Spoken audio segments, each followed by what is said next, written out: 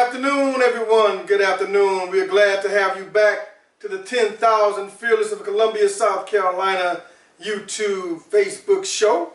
I'm here with my brother Todd, and I'm brother Craig, and soon you'll be hearing from our beloved brother Mario, who's one of the strong brothers who helped to get the 10,000 Fearless started in Columbia, South Carolina.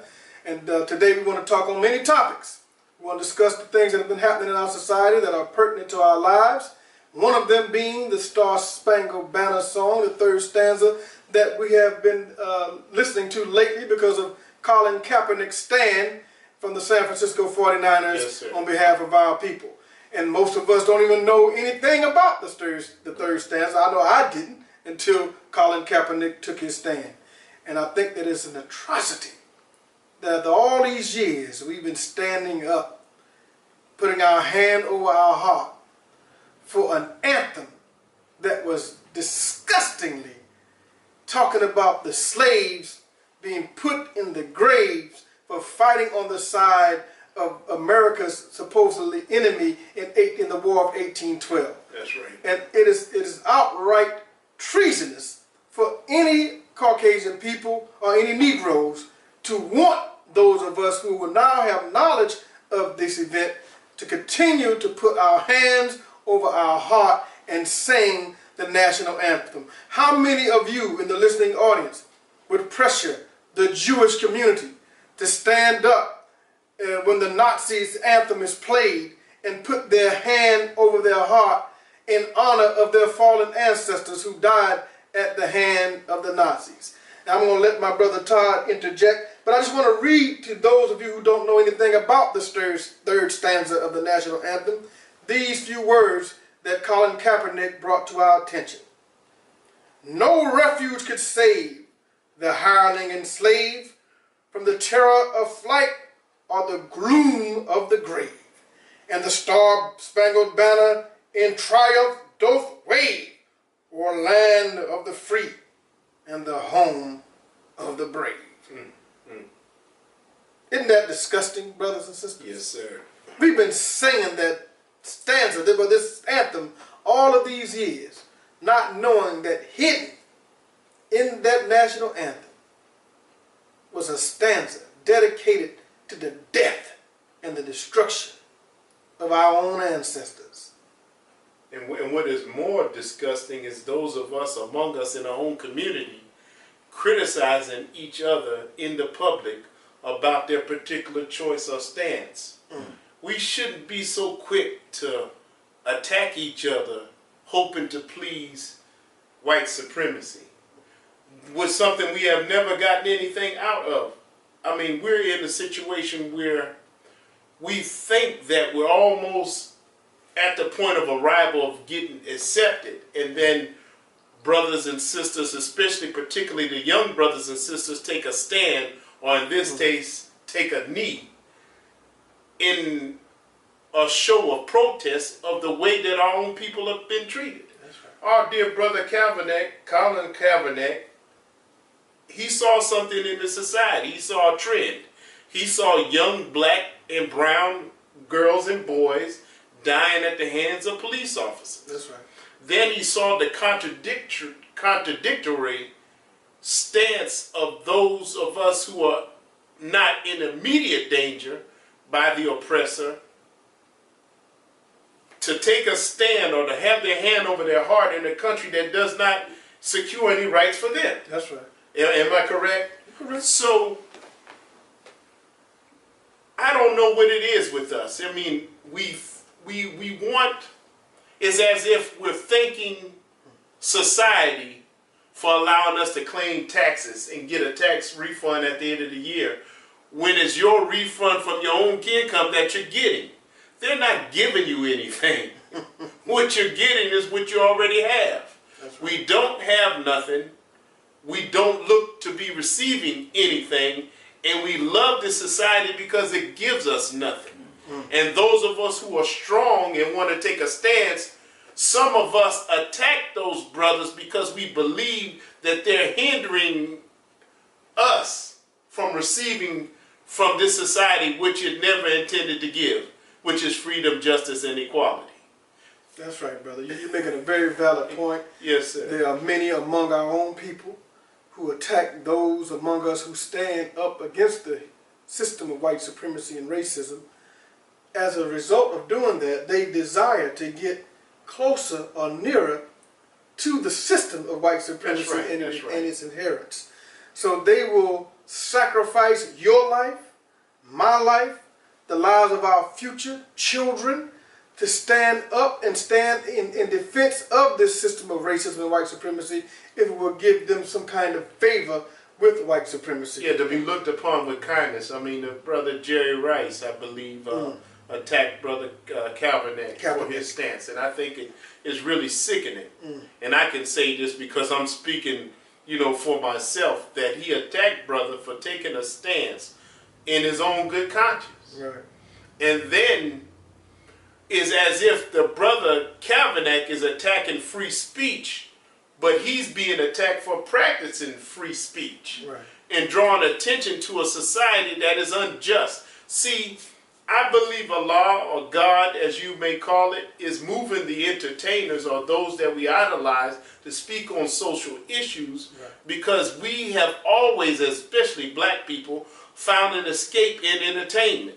But now the social consciousness is in the entertainment. So it's forcing us to face the fact that we have to do something for ourselves. What you desire from the society can be attained if they see us trying to do something for ourselves. Then what you desire from that society could be attained. But if you want to wait for something to come in the mail, or you want to wait for someone to give you a promotion, or to send you to school, or to allow you to marry their daughter, that is just not going to happen. Few of us will attain that, and you will be the window dressing to deceive the masses of us to think that our once 400-year-old enemy, and that enemy is white supremacy, is now all of a sudden our friend.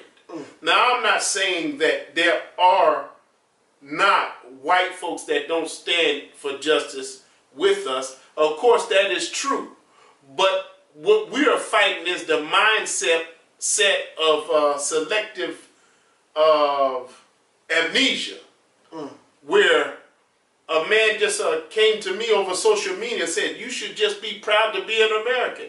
Why should I be proud to be an American where we're leading in cancer, leading in AIDS, leading in abortion, leading in incarceration, leading in the death penalty, leading in high mortgage interest rates compared to our white counterpart with the same credit score?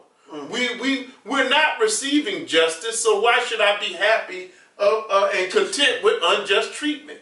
Brother Todd, the God is teaching today. But I mean, this is what we have to look at. You would be surprised at the respect that you would get as a black man or black woman taking a stance for what is right. We don't want nothing, most of us don't want nothing more from this society but decent treatment. That's right. We don't want any kickbacks. We don't want no free cheese. We don't want no handouts. We want an equal playing field where we can thrive. There's a lie that I investigated in school when I was a young man, dealing with inferiority and superiority. And I remember writing a paper saying that if we were inferior, why would they deny us the right to read? Why would they deny us access to land? Why would they deny us the right to vote? Why would they deny us the right to congregate among ourselves if we were in fact inferior? No, they fear that we are overcomers, because with all of those obstacles, we can run the role of all those blacks, in spite of those obstacles, overcome. I remember as a little boy, I was told that I had to work twice as harder and twice as smarter because I was against opposition.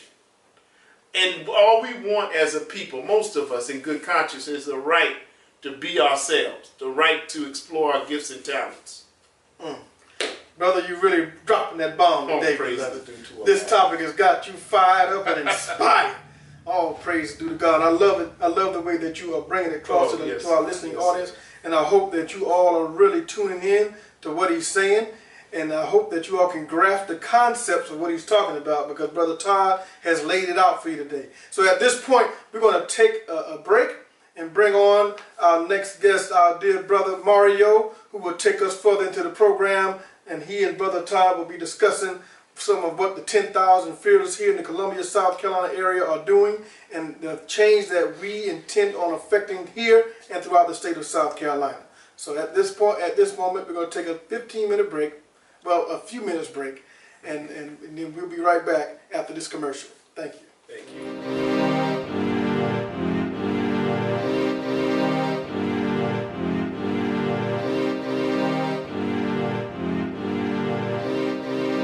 Personally, I ain't taking no for an answer.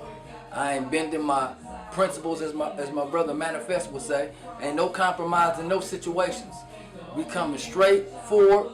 Me as a CEO, other CEOs, other business owners, shout out to Hereafter Roofing and everybody that helps sponsor and motivate and support the movement that we doing. When an outside force enters the body and is not in balance with the human body, then the human body produces antibodies to fight off the force. We self-educate each other, and we get all those false images ourselves, like brother spoke of, all those false images ourselves out our head. Then we gotta start building black economics. We gotta learn how to do that with each other, how to reinvest in ourselves, bro. You know what I'm saying? Once we learn how to reinvest in ourselves and our own community, things will be a lot better. Really, to elaborate on this new empire movement, it's really not about an entertainment company. It's really not about a record label per se or an album per se. It's about the movement of leadership. You don't want your tracks to taste like medicine, but you want them to be medicinal. Because it really came from a mind state. Salute to my brother JT, the bigger figure. He had a movement called Black Wall Street out in California a while ago. And it's really like a continuation of that mind state, so every brother that I'm rocking with or every sister I'm rocking with is a king or a god in their own level. Ain't nobody a employee, nobody's a follower. Everybody has their own situations coming together to move, and we networking within them situations to strengthen them situations to really take the culture back and gain some ownership and create jobs and some self-pride.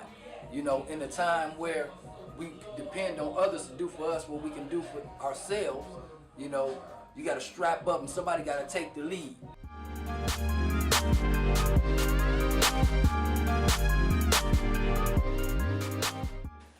Greetings. We're back to continue with our brother Mario of the 10,000 Fearless in Columbia, South Carolina. How are you, dear brother? I'm well, brother. It's an honor to Praise be be here, to Allah.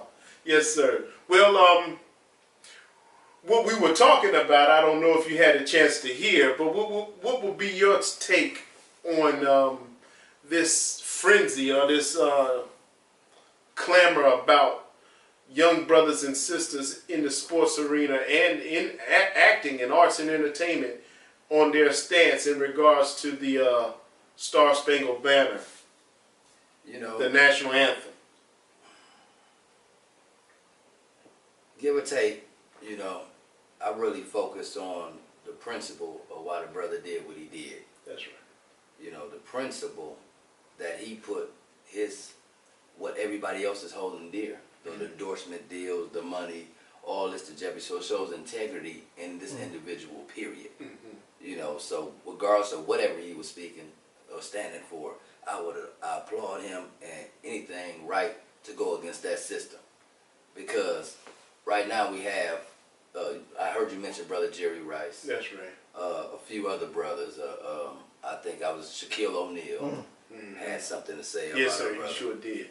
And it really bothers me because where are these individuals in today's arena of sport and play? Their careers are have died down and simmered down. That's right. So to come back into the limelight of something negative, what are your motivations to have something That's to right. say? And when you bash a person in public that should be a peer, or you have put years of effort into this arena, you could have pulled this young man's coattail. That's if right. what you were saying was sincere and it came from your heart. That's right. Because I'm quite sure he looks at both of these individuals as legends.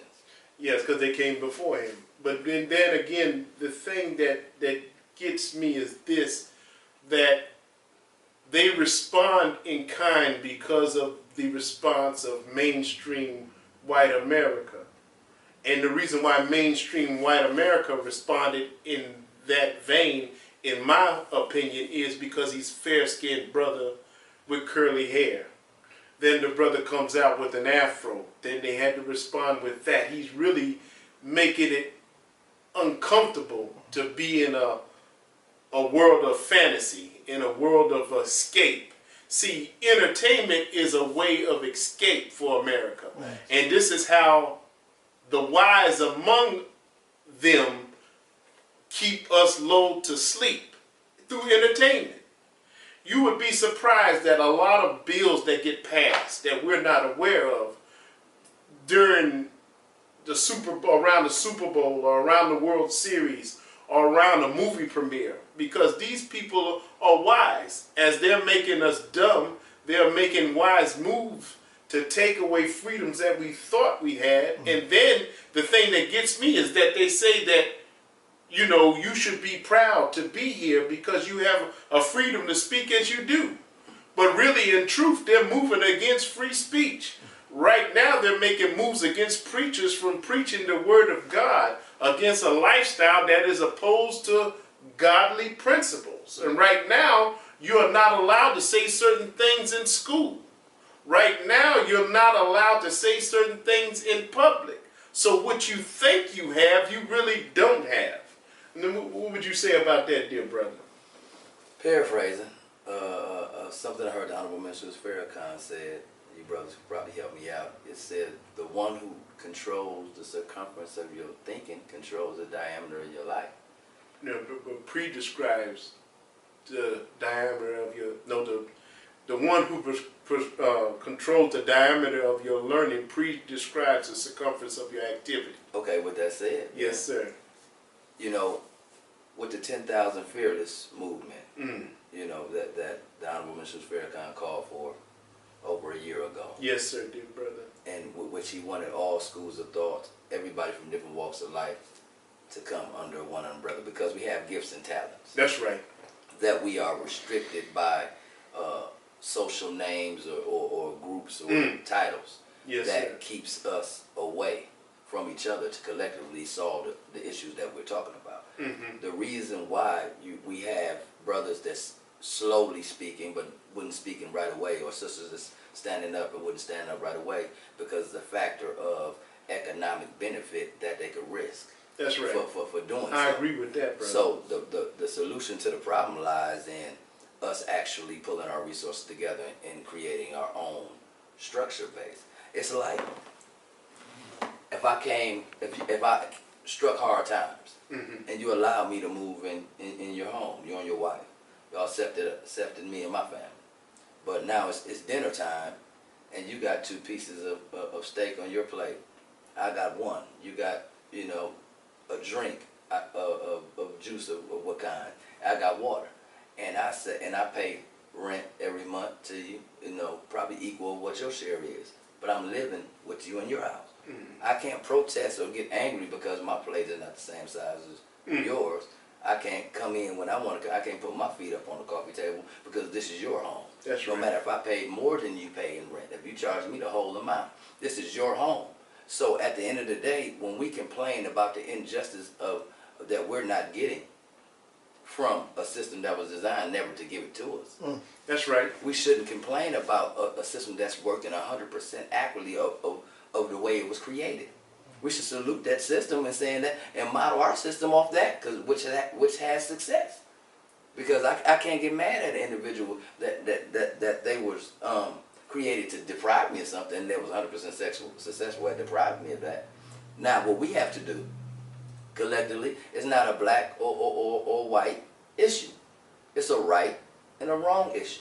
To be respected, you must first respect self. That's right. To get a loan, you have to establish your credit, your collateral, and there's certain procedures and qualifications you go to a bank to get that bank to respect you and respect your position and want to take a chance on you. When you sit at the table and ask for justice, you must first be qualified to even sit at that table. You know, and so when you was 3/4 of a human being, the Constitution said, then what changes what changes 3/4 of a human being into me being equal, and it seems to be what that equal counterpart can bring to the table. That's right. There was an actor who brought your first point. There was an actor who challenged Jerry Rice. I wish I knew his name offhand, but he dealt with the origin of the British, because this was first a British colony, and he went to what we would call the seasonings period of slavery in Barbados, where we were seasoned before we were brought to America, the inhumane treatment we received. And he was telling Jerry Rice in particular, and us that did not know, that the same mind of the British was in the early colonists because they were the subject of Great Britain. So those same laws were also into the pre-colonies and the early 13 colonies, that we were never intended to receive justice. And if we took a stand, there was consequence. The first consequence was to get severely beaten. The second consequence was to get severely beaten and burned on the face.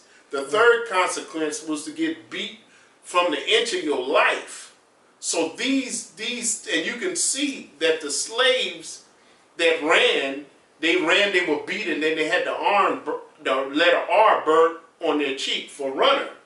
And when Brother Craig brought up the anthem in opposition of Great Britain, these are two white nations, if you will, that were mishandling black people, some were subjects of Great Britain and some were subjects of the early 13 colonies, hoping that if they would be good citizens, that they would one day be accepted as brothers and sisters. And then here we are 461 years later, thinking that if I just be quiet and struggle just a little bit more, that it will come. But then Kaepernick is messing it up for us. And if that man taking a stand or voicing his opinion can mess it up for you, you really don't have nothing in the first place. You know, brother, you touched on some very, very key points, and what I want to just elaborate on real quick. Yes, sir. Is when you was teaching on the whole process of that. The word education comes up a lot when I'm talking to my peers about solutions, and education. Education is the key. Education is the key, which I believe 100%. But the word education doesn't mean to teach someone something. It means to train an individual. That's right. So when we've been trained to think at a certain level, a certain speed, and certain information that's not conducive with us to combat. You know, even when you're talking about the 13 colonies in Great Britain, both of those again were equals, were peers. They respect, and they're talking about the underlings in the process. The slaves among both of them. In 2016, we have what we have, coonology going on. So yes, sir. These are the weak-minded slaves that didn't, we sick, master. We sick. We sick too. So the Uncle Ruckus and the rest of them is coming out, and I really don't have no compassion for these brothers, and I represent the civilized of my mind state. A lot of these brothers and young brothers and sisters is fed up when they watching their younger cousins, the nieces and their peers die by the hands of a system. It's not people, it's a system that's in play. So we can take all the white people off the planet, and a system still runs the economy. The system's still in play. The banking system is all here to be laid down. So when they see someone stand up, because the athletes are our young people's gods. The musicians, the rappers, the singers, that's become their god. Church and mosques are becoming less and less populated because they see unsatisfaction in that way of bringing them closer to God. When they see success in the form of, Jay-Z said, either something about just surviving the hood, I need a wicked jump shot. I got to throw a ball, I have a wicked jump shot. Yes. Because they push, that's what they let you thrive in. You know, early on, that's where the situation of boxing came from.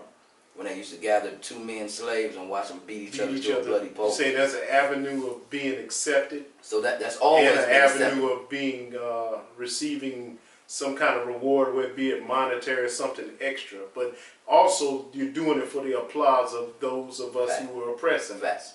Fact, and that's what I call buffoonery.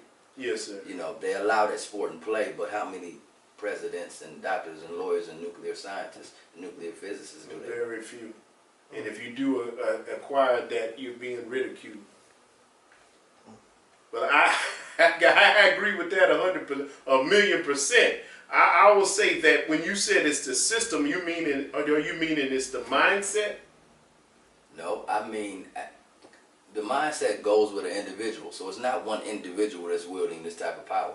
They created systems like the IRS in 1913, Yes, sir. the CIA, and different things in place to keep a specific group and nationality of people at the bottom rung. Mm-hmm. So you can remove these individuals, if you want to call them Caucasians or whoever you want to blame this title on. Once you put a system in play, that will continue to go on hundreds and hundreds of years from now.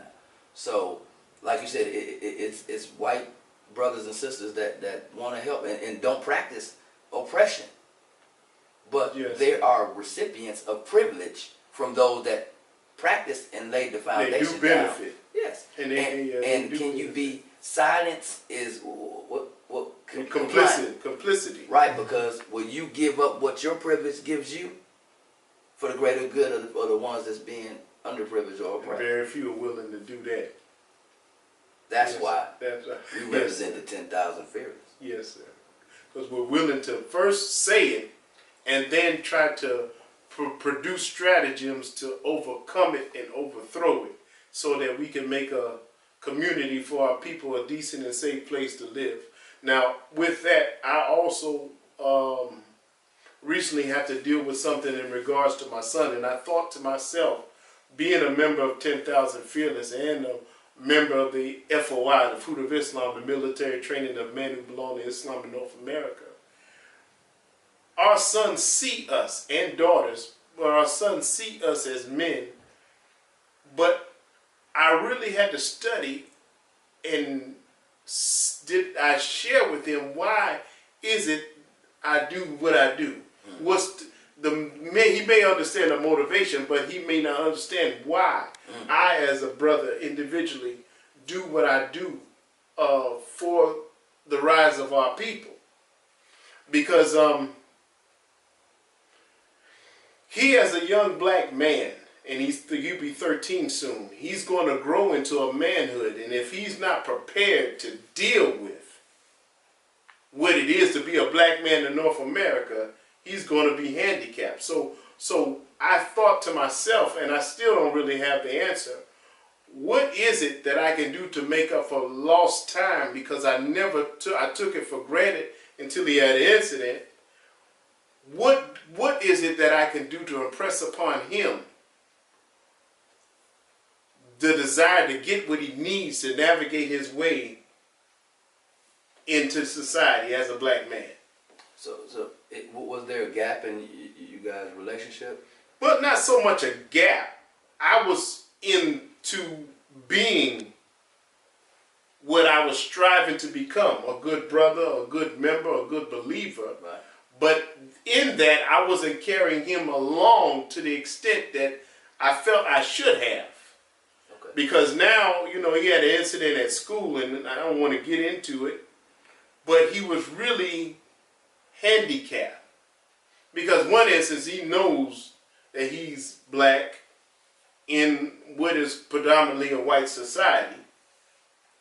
And he doesn't really understand that when he takes a stand for what he feels is right against wrong, I don't know, he did something, but he didn't do it in the best of manner. But I thought that he thought that I would approve of his stance. I hope you see what I'm saying? I got you. One thing I try to instill in my children, because sometimes when you put a focus on something, you can get stuck into just that particular thing. Yeah, the routine, the ritual. I don't try to raise them as a black man in America. I try to raise them as a man in America. Because on men, it's a certain responsibility that lies with becoming a man. I didn't have a father to even teach me how to become a man.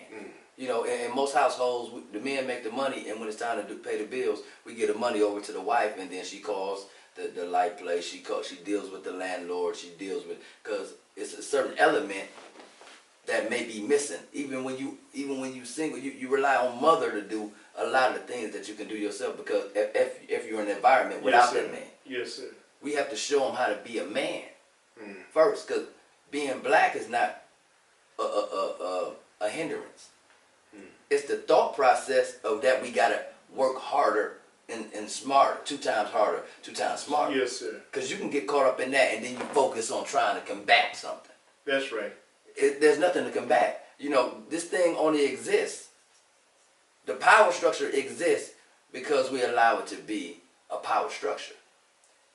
What you know, you created that much level playing field for him.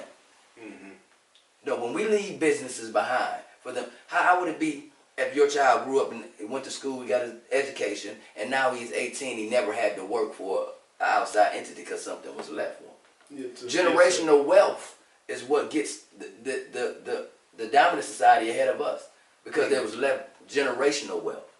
So while we started flat with the education and worked from the ground up, they were left things that had them at a certain plateau.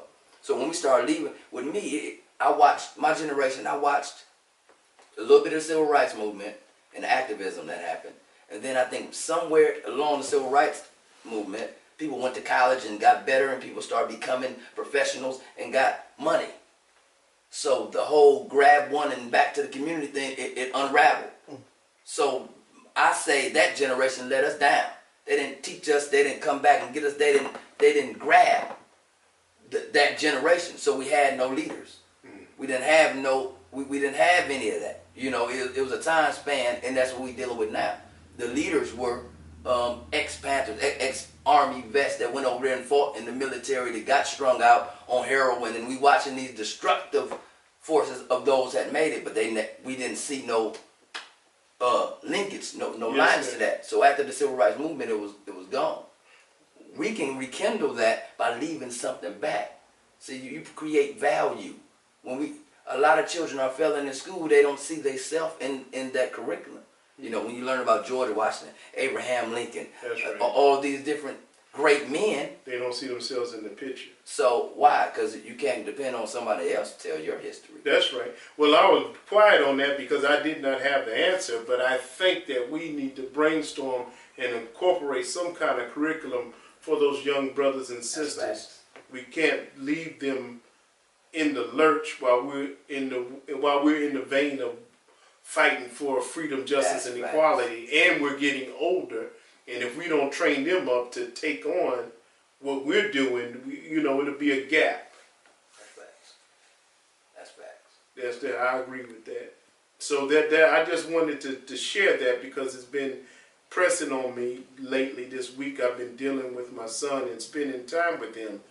And it's one thing, we have lessons in the Nation of Islam. It's one thing to be able to quote them, and he can quote some of them, but he doesn't appreciate the meat of it, it's almost like a saying. So when it's time to apply it, he said, well, he's looking at me, he thought he did the right thing. He refused to do something in the name of his stance of right, but we do it in the best of manners.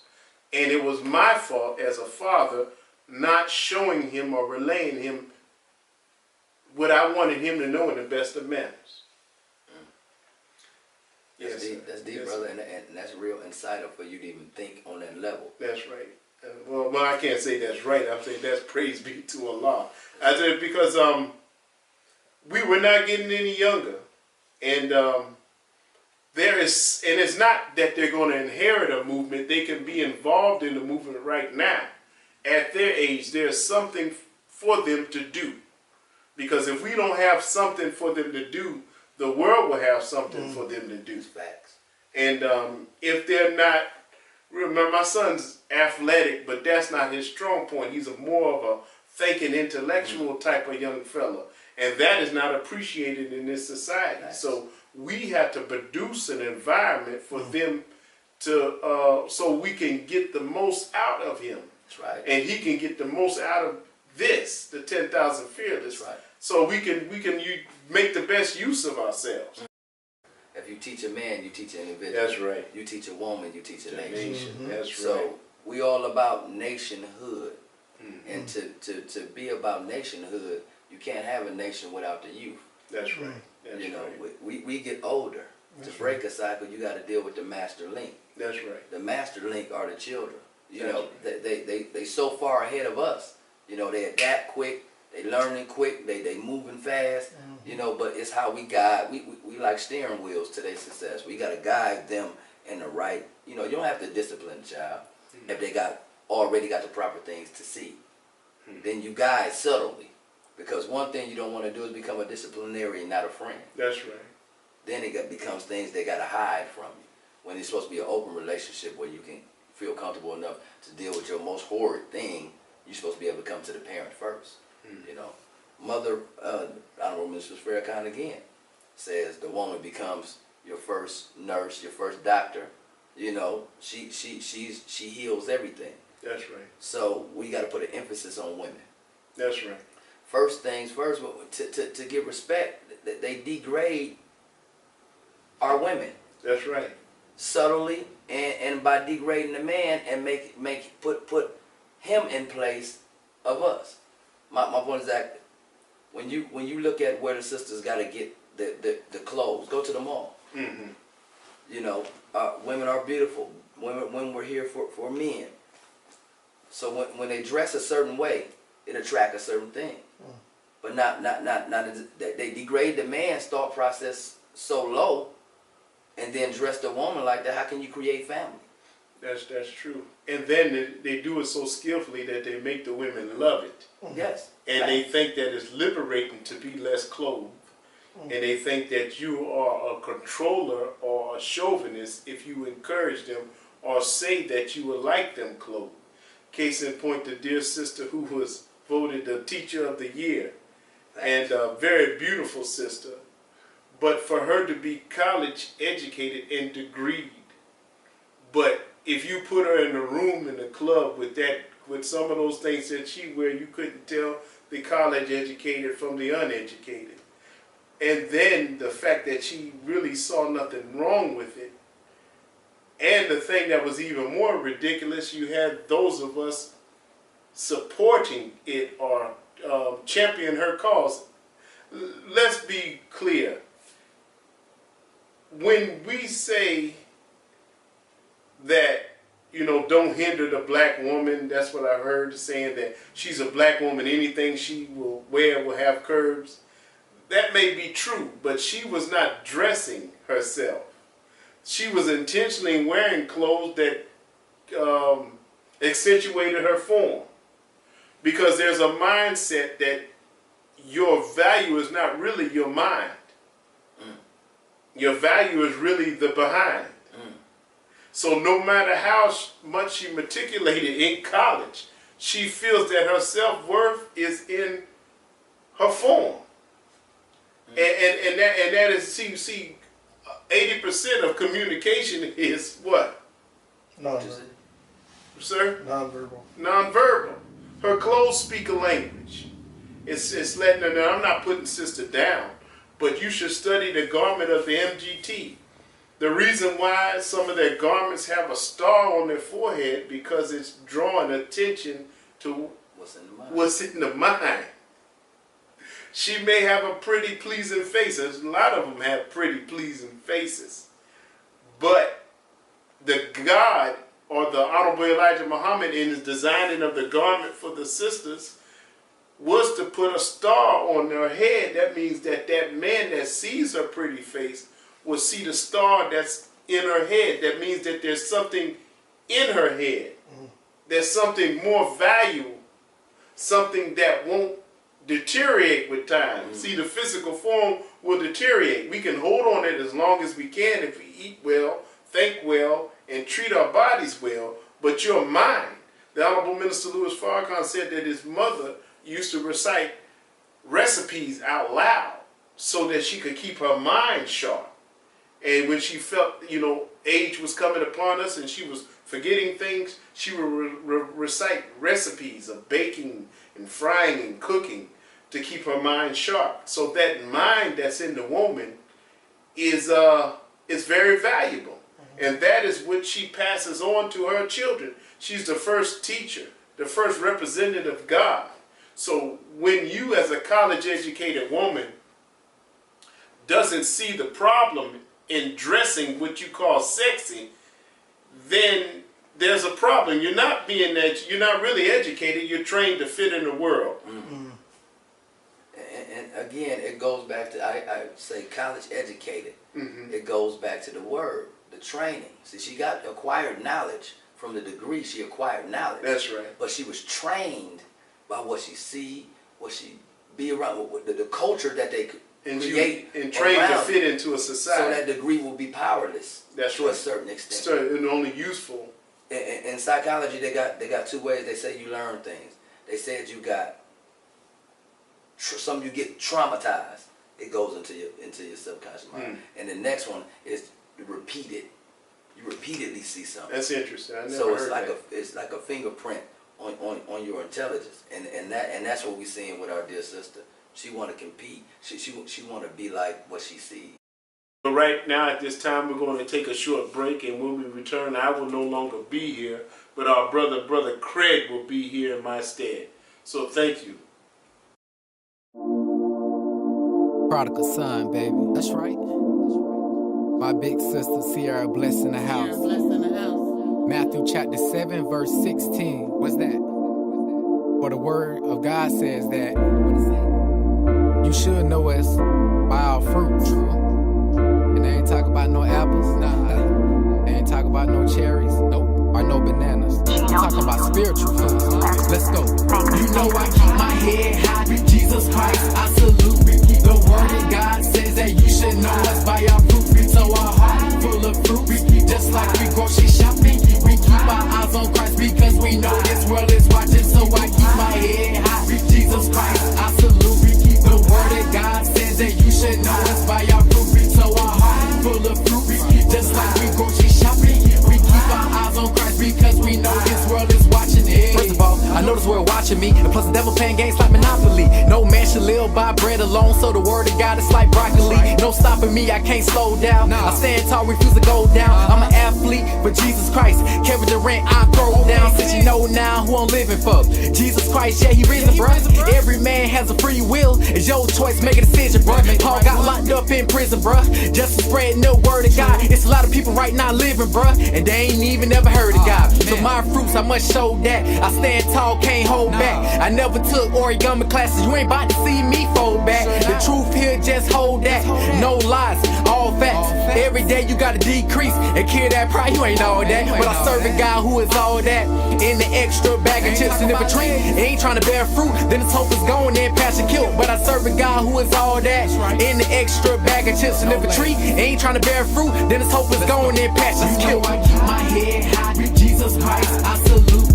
The word of God says that you should know us by our fruit. So our heart full of fruit.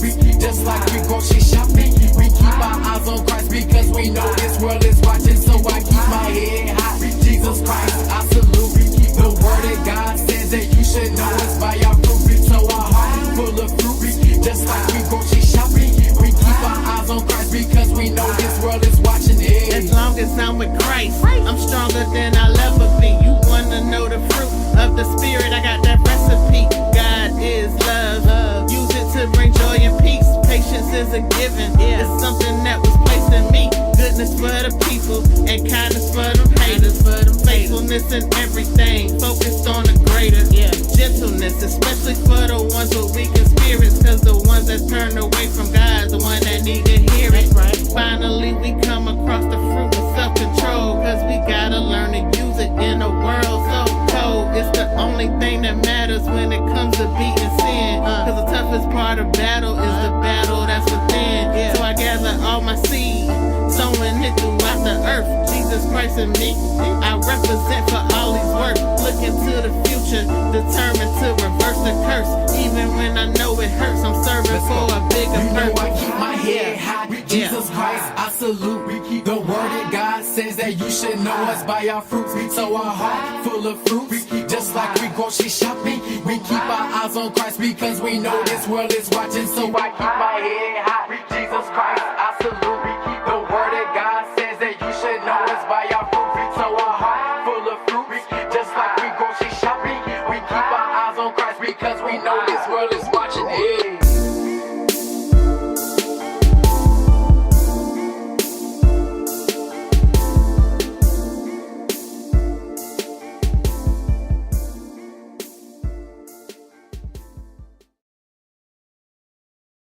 Welcome back to the 10,000 Fearless Hour of Power. I'm Brother Craig back here with our dear brother Mario. We're going to continue the next 15 minutes of our show to discuss the 10,000 Fearless and some other pertinent events that are prominent in our time. Brother Mario, I got a question, brother. Yes, You have a very interesting background. Your history with the Gangster Disciples, who are now called Growth and Development Organization, and you're coming into the Nation of Islam with a very fervent and fiery spirit to make sure that you do all within your power to help our people. Tell us a little something about yourself there, brother. Well, you know, I grew up in Milwaukee, Wisconsin, Chicago. You know, traveled back and forth from both. I was born in Milwaukee, Wisconsin. You know, got into an early age of, you know, criminal activity. I'll call it criminal activity because it started negatively. The gangs wouldn't what really did it. It was the environment. You know, my mother had a habit. You know, I witnessed how the 80s ravaged the communities across the United States. I witnessed that firsthand because it took my role model. You know, my mother, who's very intelligent, very beautiful woman, you know, had a lot of potential, still got a lot of potential, you know, and managed to raise 3 boys, and none of us have never seen the penitentiary. All of us are pretty much educated, married women, married to strong women, you know. But, you know, that really tore me apart early, you know. The father was out the picture due to whatever scenario, because I really don't blame my mother. I really don't blame my father. I blame the circumstances that was inflicted on not only me, but I watched it happen door to door in this community I was raised in. All my friends and peers were actually going through the same dilemma in this inner city of Milwaukee, Wisconsin.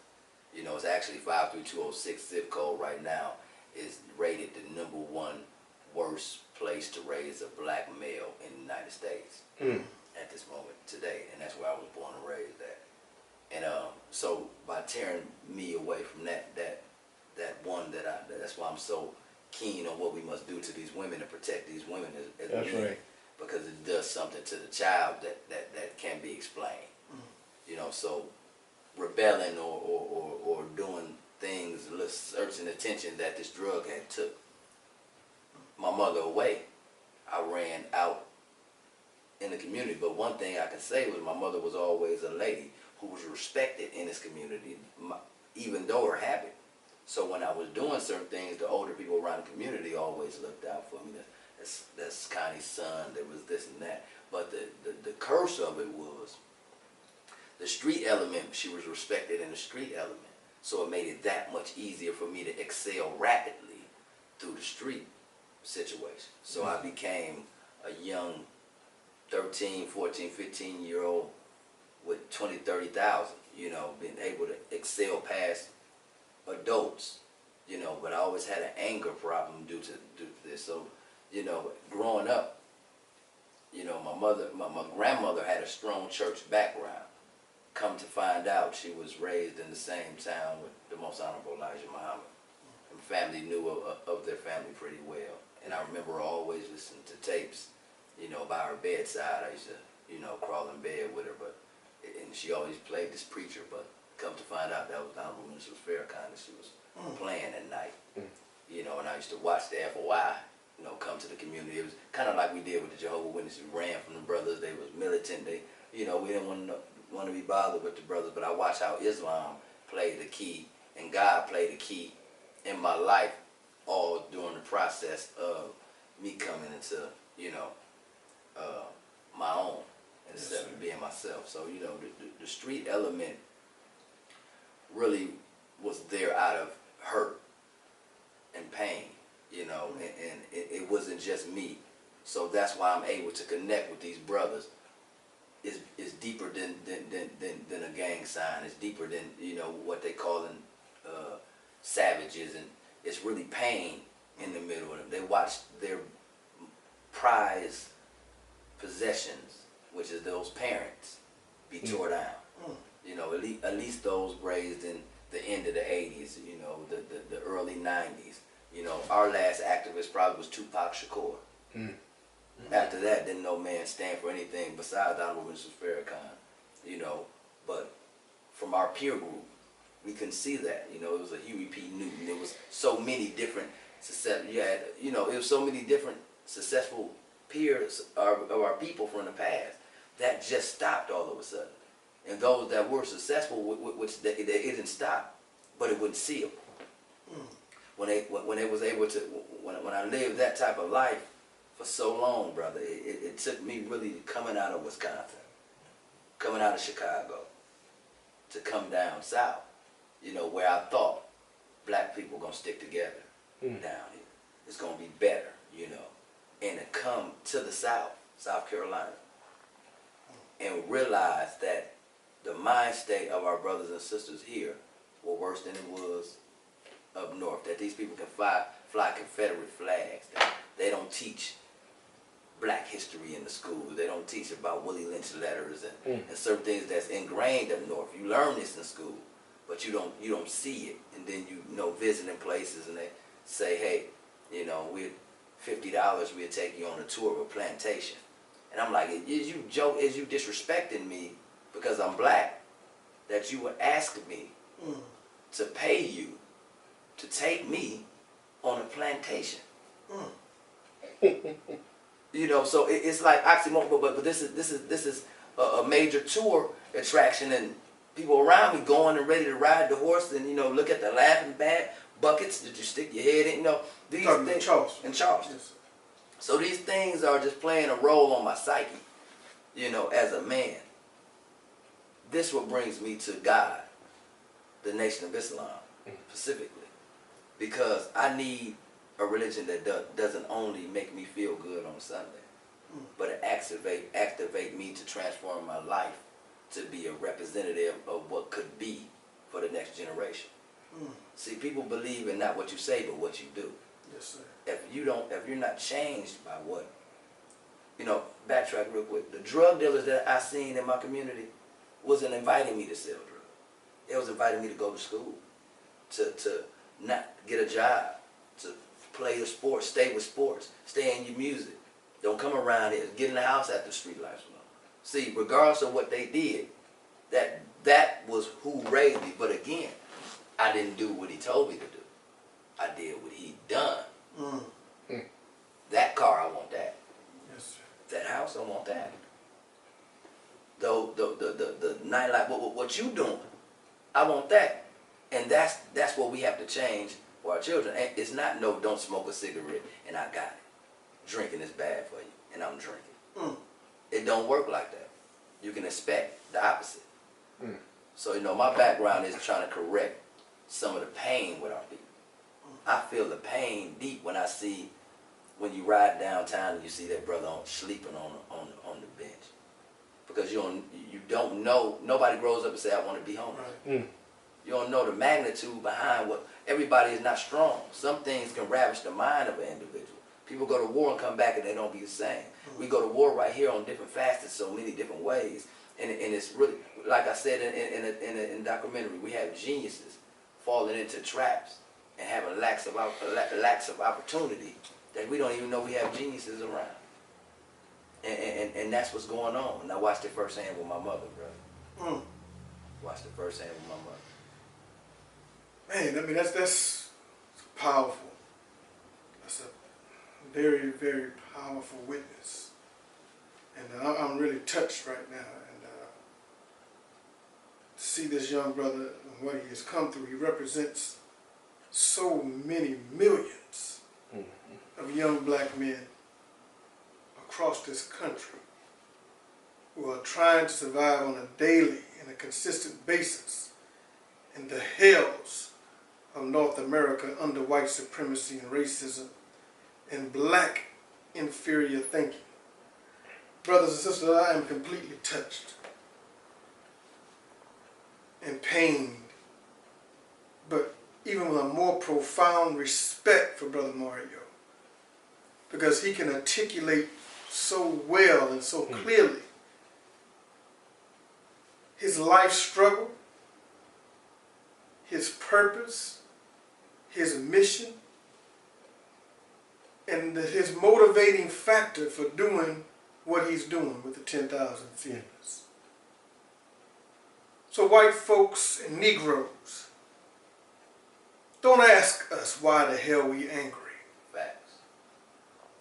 Don't ask us to stand and put our hands over our heart for an anthem that creates conditions that our people have to live under this kind of insanity. Don't ask us anymore to be proud to be an American under your rulership. Right. Hell, if we were not patriotic, we would be the #1 killers in this country. But we are patriotic. We have never turned against this nation. After all of the injustice that we have faced, we, the black man and woman of America, have never turned against. We fought in all your damn wars.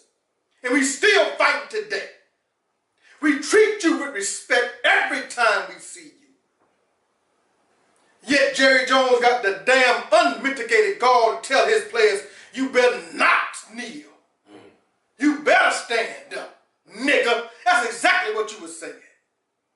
And until we as black men and women have enough intestinal fortitude and enough love for ourselves and our struggle, like the Jews have for theirs, like the Indians are right now representing theirs, like the Hispanics represent theirs, until we have enough self-respect to respect our own suffering and unite as a solid wall to stand against any obstacle that desires to keep us under tyrannical rule, then we're going to continue to suffer like we suffer. And it's not fair to the millions of brothers who are growing up like our brother grew up here, and the millions of young sisters who are growing up the same way.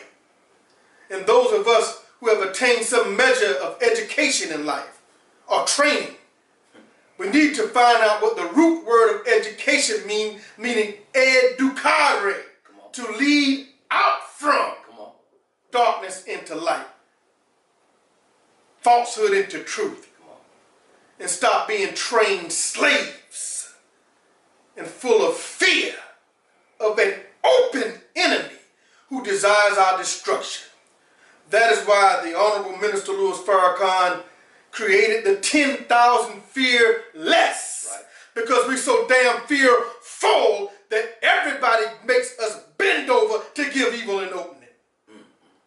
So it's time for all of you to be a man and a woman, to stand up for what's right, for what's true, for freedom, justice, and equality, and become more fearless. Until you become completely without fear of any and everyone but God Almighty himself. So I'm going to let my brother close this show out. Excuse my passion, but I meant every word I said. But I want my brother to close us out. Because if you don't feel the suffering and pain of your people, then you are yet not alive. That's right. That's So right. Brother Mario, give you the last word, dear brother. Brother, I couldn't do nothing but just shake my head, brother. Shake my head, brother, because truth need not be explained. Only thing I can say is contact the nearest 10,000 Fearless headquarters. We are in Columbia, South Carolina. Our point of contact is Shirley, Sister Shirley. She'll give you all the information you need. Applications online, go to www.justiceorelse.com to register nationally. We have a local headquarters here in Columbia, South Carolina. And you can come by the mosque 5646 Farrell Road. On Sundays, the 10,000 Fearless will have a table outside where the community can come out, learn more, and also be aware of the different events that's coming up and also register. This is not a Muslim thing. This is not a Christian thing. This is not a Crip, Vice Lord, Doctor, Lawyer thing. This is a unity thing where we coming together and not ask for justice, not demand justice. We taking justice. You don't have to ask for anything that's God-given. So with that being said, thank you for attending the 10,000 Fearless Hour of Power. See you back, not next week, but every week. Thank you, dear brother. Do we have a number that they can call? Yes, we actually have a number. It should be on the billboard, but if not, you can call me personally, 803-306-9361. I am Brother Mario, 803-306-9361. Thank you for calling. Thank you for attending. Thank you so much for listening to the 10,000 Fearless Hour of Power. And we greet you in peace. Peace be unto you. God bless.